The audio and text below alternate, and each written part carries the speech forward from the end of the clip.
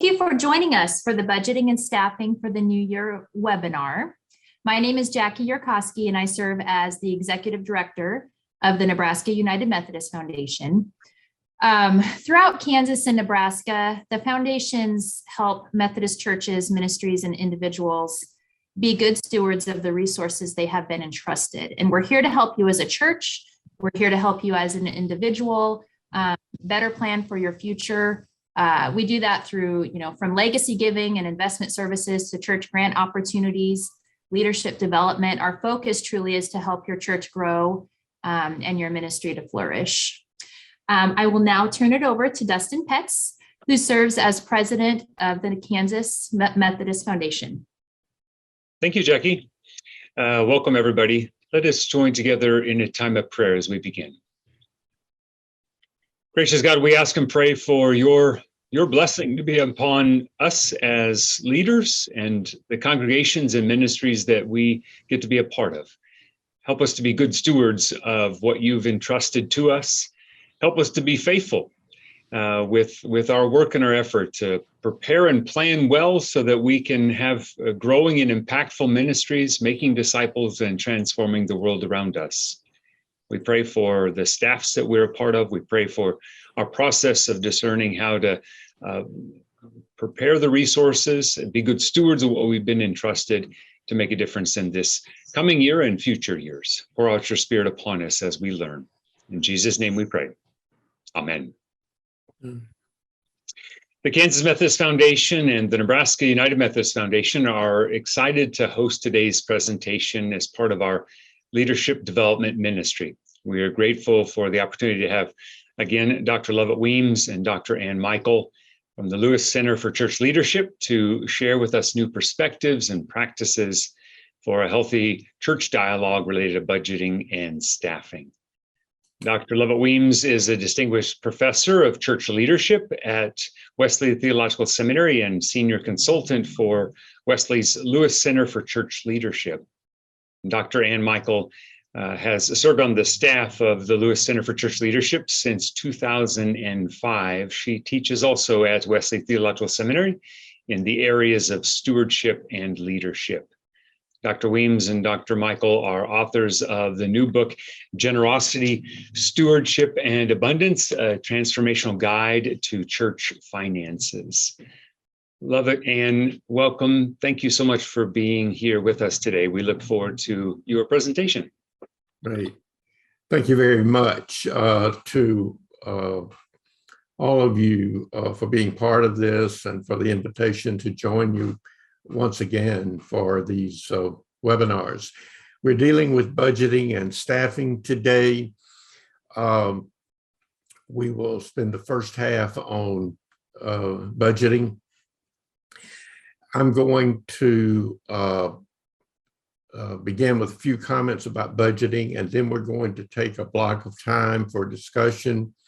And then Ann's going to share some ways to communicate the budget once we have that ready.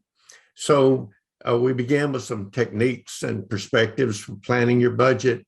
Let's think about, as you think about developing your operating budget for the new year, that the purpose of that budget is to cover the annual operating expenses.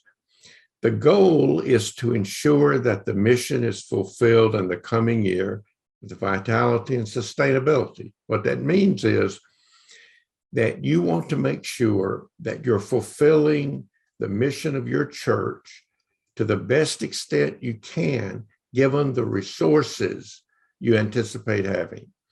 And you want to do it in a way that's sustainable, that you're not making decisions in this year that somehow will make the church vulnerable or undercut of the ministry in years going forward. And the defining characteristic of the operating budget is it covers expenses incurred during the year with recurring and predictable income. Now, let's look at some budget building models. One is that you begin with a blank slate. Some people call this zero-based budgeting. It's where you say, okay, if we were starting from scratch, what would we do? Well, it's seldom used. It's not very effective, quite frankly. The second way is to begin with last year's budget. And that's very common in smaller churches. You just take that budget and you start writing in some new figures based on what you know. The next is to begin with budget request. And that's typically used in mid-size or larger churches where you ask different ministry groups to submit proposals for their expenses for the next year. Another way that's not often used is you begin with income projections. Instead of beginning with the expenses, you project, this is how much we think we're going to have, and then the leadership pulls around trying to say, how best do we use that? And then the next way is you begin with program plans. This is rarely used also. This is where you would start and say, let's do our visioning for next year and let's lay out what God's calling us to do. And then you come back and you put costs with those. But as we'll see in the next slide, rarely is one model alone. As I went over those models, I'm sure there's one of those that is closest to what you're familiar with, but usually you have to draw from others, and there's this dynamic interplay that goes on. Now we're going to look at a slide that shows how you fund that operating budget. Think of those arrows as different streams of income available to meet the expenses you've laid out in your operating budget. There was a time when there would only have been one arrow in most churches, tithes and offerings. But today, most churches have different streams of income. It could be that there's some fees that are paid during the year, maybe wedding fees, or maybe people pay an amount and use your fellowship hall for a birthday party or something. Or there may be rental income where you rent a parking lot or rent some space you're not using. It could be that memorial gifts in your church go to the operating fund, or as some churches have an endowment that provides some income. Sometimes there are bazaars or fundraising appeals. And so you'd see, what are those streams? But the key words are those at the bottom of the slide: recurring and predictable income. You don't want to base your operations, things that are spent and used in 1 year, on income that's not recurring and not predictable. An example of that would be a bequest. You receive $10,000, a member has left you in their will. That's not recurring income. It's certainly not predictable income. There are many good ways to use that. You could put it in your capital or building fund. That's something that has a life longer than 1 year. You maybe have an endowment, or you set it up with the foundation. You could add it to that. So there are ways to use that. Operating budget is not one. Also, you want to avoid, maybe you have some surplus from past years or reserve fund. I hope you do have some kind of reserve fund. That is, using those to plug a deficit year after year is not a sustainable model. You eventually run out of that money. It is appropriate to use that kind of income if it's a real emergency. For instance, the pandemic would be an example, or if a major employer in your community closes down, or a recession, or your largest donor dies in the middle of the year or something. There could be a number of reasons to use it, but not just to plug deficits or to close gaps in there. Okay, next slide. Keep in mind that the best predictor of the future is the recent past when it comes to money. So the things that you'll want to be looking at as you think about that budget is your recent financial history. And this is especially important now because the pandemic, skewed patterns. So you need to know, what are those patterns? How have they shifted, and what shifts are going to be permanent? People who have died or left, that's going to be permanent. Maybe some people have just dropped out. But also the expense side may have changed because of the pandemic. There were some things you discovered, we really didn't need that. But there are other things you've discovered, we really need more of that. Recent pledging history. Now, many churches use pledges. Don't be surprised if there may be fewer people pledging today. Some say that some are more reluctant to pledge than in the past, but you at least want to know what's coming from that and what difference that makes in the total income you get for the year. Certainly don't ignore those who give who don't pledge and act as if that's not in the equation. Income projections, I've mentioned some of those, like if you have user fees or something, you may not know exactly how many weddings are going to be or something, but you can look at the last 3 years and get a pretty good idea of what would be safe to put in there. And then review and increase income sources. Are there some income sources that with some effort, those could be increased? Are there some new income sources that you might achieve? Now, let's turn to some questions as we get ready for the discussion time. Here are some challenges that typically come up in budgeting. What's your timeline? When do you begin? When do you end? What are the logical steps? What to do before the process begins? What information needs to be collected? What trends from the last few years do you need to look at? What does everyone need to be aware of? What budgeting method are we going to use? Do we begin with projected income or do we begin with projected expenses? How do budgeting and pledging relate? And what if in our planning, the income and expense don't match? What do we do? How do we work with that? So now let's turn to a time of discussion.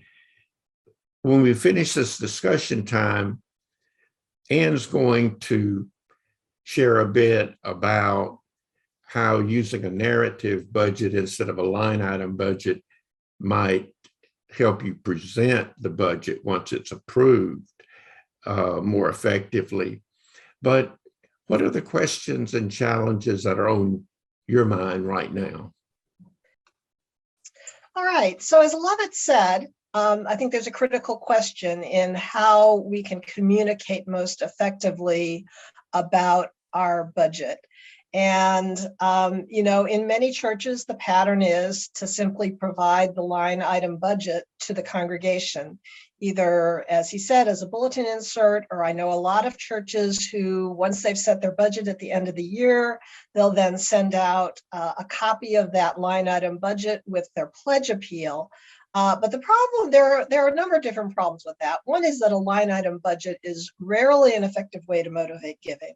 The vast majority of people in your congregation, when they see a line item budget, either their eyes are just going to glaze over because they don't really understand it, or they're not interested in paying that much attention to detail, or as Lovett said, it may kind of provoke nitpicky kind of questions and unnecessary scrutiny. You always want to have transparency You don't want to conceal your line item budget from people. But there are only going to be a few people who are really interested in that level of detail. Most people want to have a general sense of how the church is spending its resources. And people tend to give not to budget lines, not to numbers. They give to support people, programs, and missions. So we want to learn how to communicate your budget in a way that conveys to the congregation what the budget is really about in terms of supporting mission. You know, another problem with sharing a line item budget is when people see a line item budget, what normally is going to jump out at them is that the church spends so much money on building and staff, right? And we're gonna get into staffing a little bit later this morning, but what you're going to be hearing is that churches are typically spending between 45 and 50% of their budget on staff. Typically, a church may be spending another 30 to 35% of their budget on their building. And a lot of people will look at that and say, well, my goodness, the church is really only spending, 8 or 10% of the budget on mission. And I want to give my money where it's going to make a difference. And if this church is only spending 10% of its budget on mission, that just doesn't seem right to me. Well, in fact, 100% of your budget supports your mission. And so a way to make that more obvious to people is by moving to what's called a narrative, or sometimes called a ministry impact or a visual impact budget. So what is that?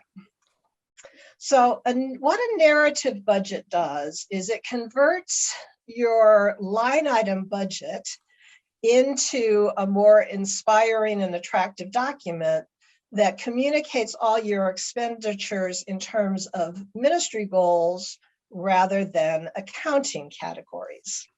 So if your church's main mission priorities are, as in the example on this slide, fellowship, education, mission, and worship, you would present your budget expenditures in terms of those broad categories. So here's another example, how your gifts become grace. And basically what a narrative budget does is divide up the general expenses in the budget, especially personnel expenses, and allocates them across your major budget priorities so that people get a sense of the missional purposes behind those expenditures.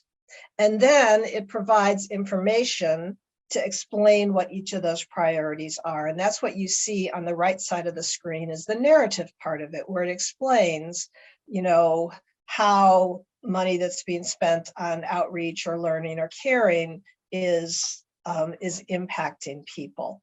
So this is a much more attractive thing for people if they're receiving a pledge letter, perhaps, than just getting a line item budget. But it's also one that really underscores the mission of the church, because people give to mission, they don't give to line items or numbers or budgets. And so some of you may already be familiar with this. This isn't a new concept. This idea has been around for a while. And my guess is that some of you already are doing something like this. If you're not, if this is new to you, this may seem like, oh my goodness, how could I do this? But in fact, it's relatively easy to do. And there are also some really wonderful resources available to help people figure out how to do this and do it effectively. So I want to share kind of a step-by-step of how somebody can begin the process of creating a narrative budget. And so the first step would be to select those major mission categories that represent your church's activities and your budget. And so you probably want to stay to about 4 to 6 so that it is, clear and simple for people to understand. And so, in my church, we talk about our mission in terms of praising and learning and serving and caring and sharing. In your church, it may be worship and music and fellowship and outreach. But whatever you feel the main mission and programmatic emphases of your church are, you start by defining those categories. Then you write a compelling description of why those things are important. What is it your church is doing in each of those areas of ministry, and why is it important to support it? It doesn't need to be long, a couple sentences, but just communicating why it's important. And then what you do is you take your line item budget, and every expenditure that the church makes, you decide what percentage of it goes in support of each one of these categories that you've decided on. So for example, with salaries, right? Someone's going to look at your line item budget and say, oh my goodness, this church is just spending 50% of the money on salaries. Well, every one of the people working in your church is supporting the church's missional priorities. So you would take, for example, the pastor's salary. And you would say, the pastor's spending 50% of his or her time supporting worship. They're spending, 30% of their time supporting congregational care. They're spending 20% of their time on, teaching and learning. And then you would allocate the cost of the pastor's salaries and benefits into each of those categories.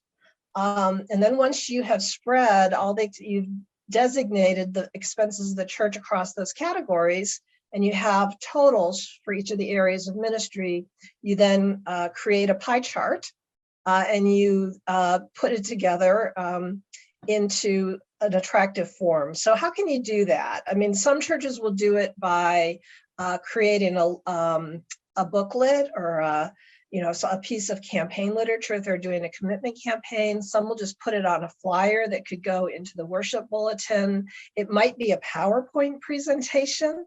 It doesn't necessarily have to be a printed document.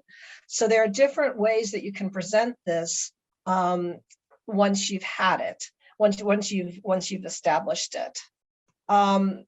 So the great thing is, all you have to do is go to the World Wide Web. And if you search for narrative church budget, you will find lots of examples and lots of resources. So one good place to look for examples and resources is the Center for Faith and Giving. They have a very good portion on their website with narrative budgets. They have some good examples of how churches have put together their narrative budgets. They also have a video that kind of walks you through how to do it. I just noticed the other day that I think Discipleship Ministries has an online, a short online program available to help people create a narrative budget. And then we have some resources as well on the website of the Lewis Center. There's an article that we have that walks you through in a little bit more detail than what I presented this morning, sort of a simple process for creating a narrative budget, and some other articles and resources as well. So, if there's somebody in your church that has some basic Excel skills, that's generally how people go from these, put these numbers together and produce the pie charts. And there's lots of information out there that can help you figure out how to do it if it's something you've never done before. So I'd encourage you to give it a try. But the main point is to remember that a budget's always about mission. And regardless of how we're communicating about it, we need to help people understand how the budget relates to mission. And this is one of many possible ways I think that you can do that. The second topic of staffing. And what we're going to begin with in staffing is just sharing some research that the Lewis Center's done on what proportion of budgets churches tend to spend on their personnel. And these are averages, and averages are just that. They represent a range. But here you see the average for 2019 of United Methodist churches of various sizes.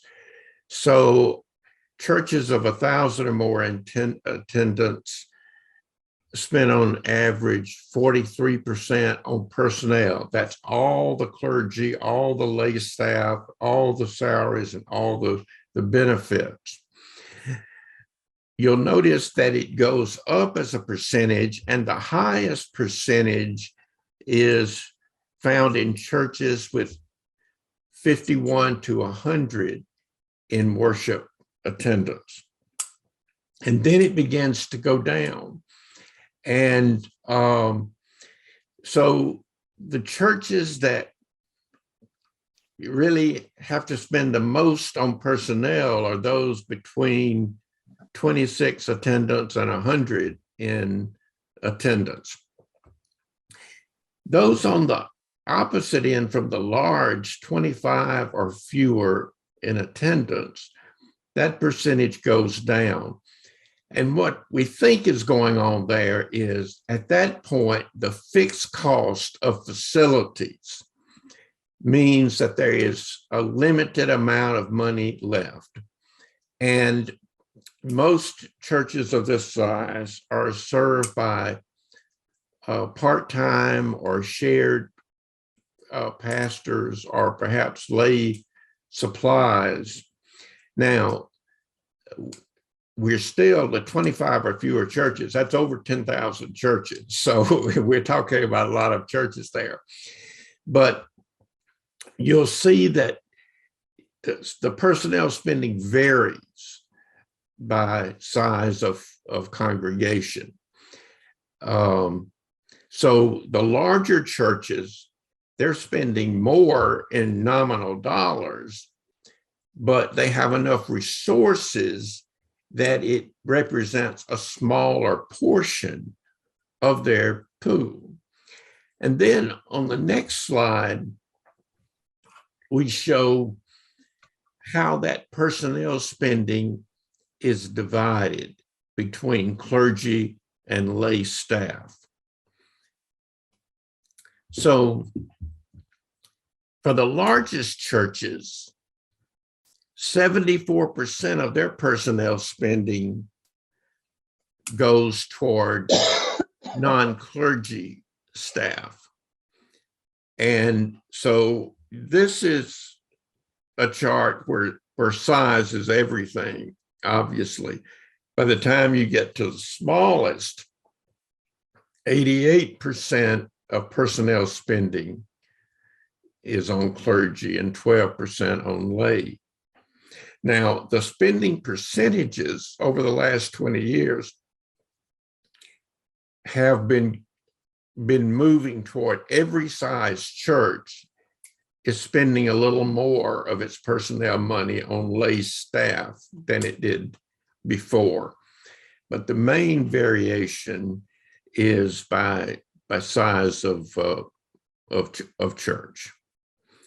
So this is just some background as Ann leads us into our discussion of staffing, and then with questions coming afterward. Yeah. So adding to what Lovett has said about what staffing patterns look like overall in terms of the amount of expenditures and how expenditures are allocated between clergy and lay people, there also seem to be some shifts going on in the typical pattern of staffing. And this information isn't probably quite as specific as what Lovett has provided, which is based on numerical data. This really comes from the work of some major consultants who work with congregations on their staffing issues. But I think that what they have to say kind of rings true to me. And so I wanted to share it with you to kind of give you a sense of what changes might be going on in where churches perceive that they need staff. So on the left-hand side of the screen, you see what I've marked as traditional staff roles that may be waning. And I say maybe because this is kind of anecdotal, but I think as we talk about it, it may make sense to you. So in the second half of the 20th century, a lot of churches followed a pretty typical staff model. And so you would have roles like church secretary, right? So when I first went, I spent 10 years in church staff ministry before I joined the staff of the Lewis Center. And when I joined that staff, we had not one, but several secretaries, and they spent their day doing things like recording the church's membership information on an index card file, and answering the phone and typing the pastor's sermons. And those are all things that people don't really have to spend time on so much anymore, because most of those tasks have become automated, and in becoming automated have become more decentralized. So a friend of mine who went to work for a large church, when they got there, they said to him, here's your laptop, this is your secretary, go and do ministry, right? And so there's the kind of work that happens in a church office in terms of clerical work is very different than it was a decade or two ago. Another role that seems to be changing is the role of business manager. And the main reason that this is changing is in part also due to computerization and automation, but also outsourcing. It's very easy now for any kind of organization to enroll in some kind of online payroll service, for example, that's simple and economical to do. So some of the functions that a bookkeeper or a church business manager may do, again, become automated or outsourced. Christian education and youth directors. In the second half of the 20th century, these were the baby boom years. Churches were full of families, large families with lots of children. This was the era in which everybody built big education wings, and they had age-level Sunday school classes every Sunday.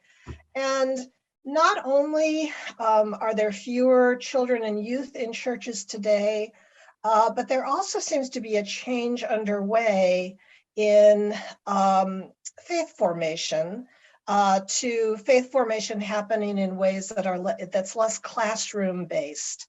And so the traditional things that a director of Christian education or even a youth director may have done in the past is happening in different ways now, and sort of a new paradigm is emerging. It's not really clear exactly how that's going to be, but a lot of the work that a Christian education director might have done in the past is different. And then with associate pastors, some of that is the case as well, but also there are fewer and fewer churches that can afford two clergy salaries. And so we don't see as many associate pastors as there used to be before. Now, this isn't true in every church, but this rings true to me in terms of what makes sense and what I think I'm seeing in some of the churches that I'm familiar with. What might be some of the newer roles that are becoming more important? So with, all ministry is about communication.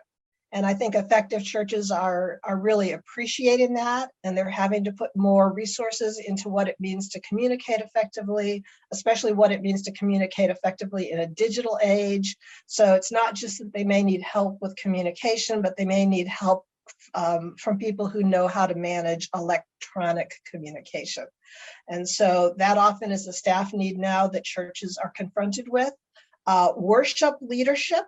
As churches have moved to more contemporary worship styles, they may need someone who's a worship leader as opposed to a choir master or an organist, or the paradigm of choral singing seems to be diminishing in churches, but in its place would be someone perhaps who leads the congregation in singing or worship. And then finally, and I think this will ring true to everyone, in this digital age, a lot of congregations, particularly during the pandemic, found that they needed more people to help them with electronic communication. And so they probably were just scrambling in the early days of the pandemic to do what they needed to get online and support online worship. But now that that has become a more regular feature of church life, I know a lot of churches who have felt that they've needed to add some staff resources to support electronic worship, digital worship, and other media needs. So, this is just kind of a thumbnail sketch. It may not be what's happening in your church, but it does kind of ring true to me. And then I also wanted to talk about some of the ways that a church can know if they're overstaffed, essentially, right?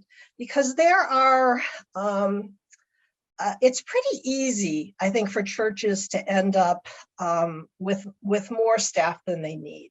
Because, a lot of times a need will arise and they think that the way to solve the problem is to hire a staff person. And they often don't really, think it through very well. And then all of a sudden they've got staff and they don't quite know what to do with them, or they've got more staff than they can afford.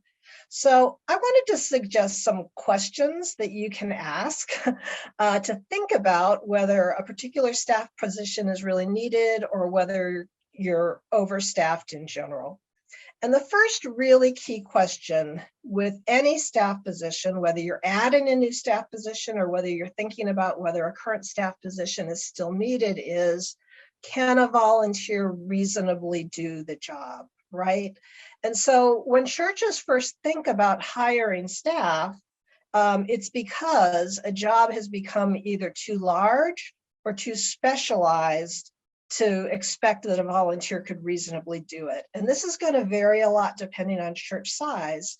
In a very small church, it could be totally reasonable to expect that a volunteer would handle things like bookkeeping or childcare or mowing the lawn or whatever.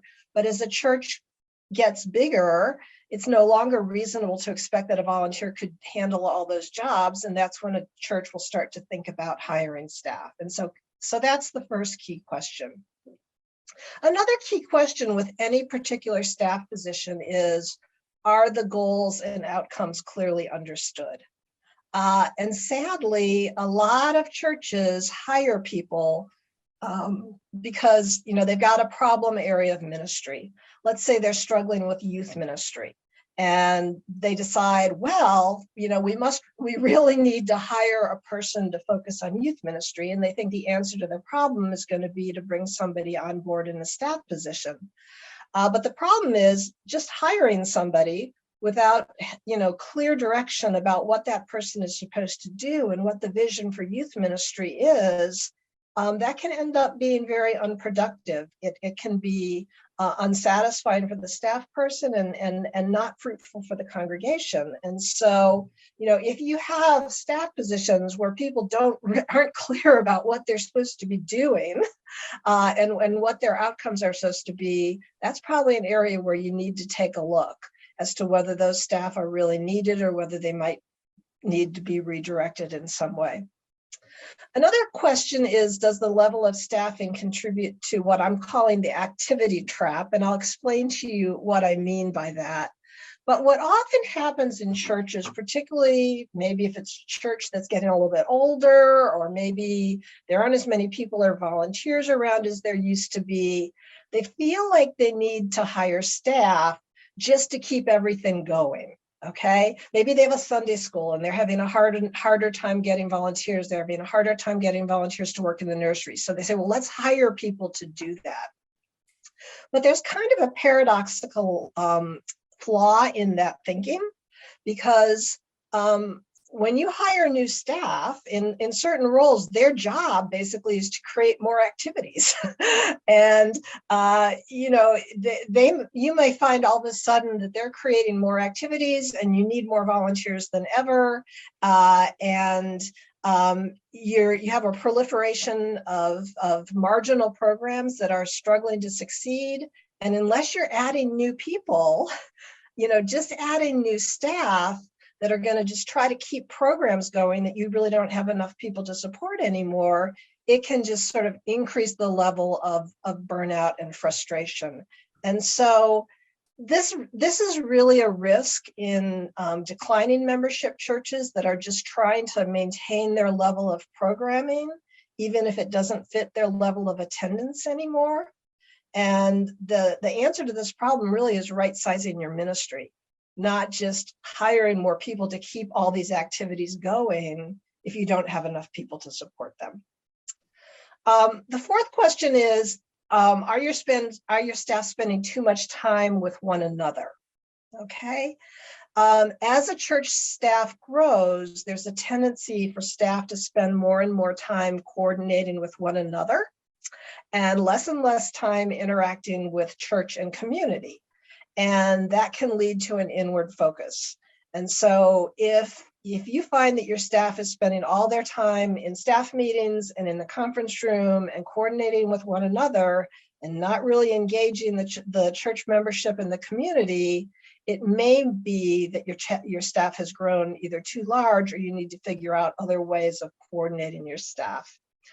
The fifth question, and this is a really important one, I probably should have put it higher on the list, is does the particular staff position equip and engage new people? Bill Eastham says this is the #1 standard for evaluating the effectiveness of staff, because a lot of churches sort of fall into the trap of hiring staff to do ministry for people rather than to do ministry with people. And you want to have staff that are building capacity in terms of engaging new people, engaging volunteers. If your staff is just doing the ministry on behalf of the congregation, that's a poor sign, and you want to think about whether you can find a way to reorient that. And then the final question would be, are your staff salaries crowding out other budgetary needs? And this relates back very much to what Lovett was sharing in terms of the benchmarks of what percentage of a church's overall budget is going towards staffing. But churches can easily end up with too much staff, especially because it's very hard for churches to let people go. And so if they end up spending too much of their budget on staff, there are probably other things that they need to be spending money on that they're not, like, say, deferring maintenance, or maybe getting behind with their apportionments or other very important payments. And so that would be another sign that you need to be thinking about what your overall staffing level is. So with that, I want to move us into discussion. But before I take the slides down, I just wanted to pose these two overall questions, and then maybe you'll have some more specific questions. But the two questions I kind of wanted to put to the group is, what are the trends that you're seeing in your setting? And then what questions and challenges with regard to your staff level are most pressing currently?